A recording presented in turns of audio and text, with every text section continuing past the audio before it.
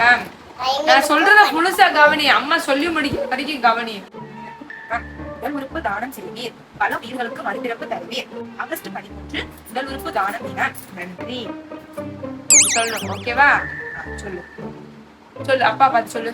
இவருக்கும் வணக்கம்.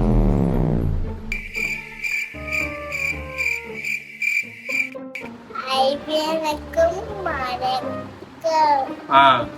உடல் பருப்பு அம்மே அங்க போய் பருப்புன்னு சொன்னீங்கன்னா நீ அசிங்க அப்பா கிளிப்பாங்க.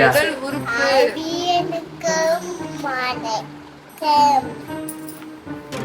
உடல் உறுப்பு தானம் செய்வீர், பல உயிர்களுக்கு மறுபிறப்பு தருவீர்.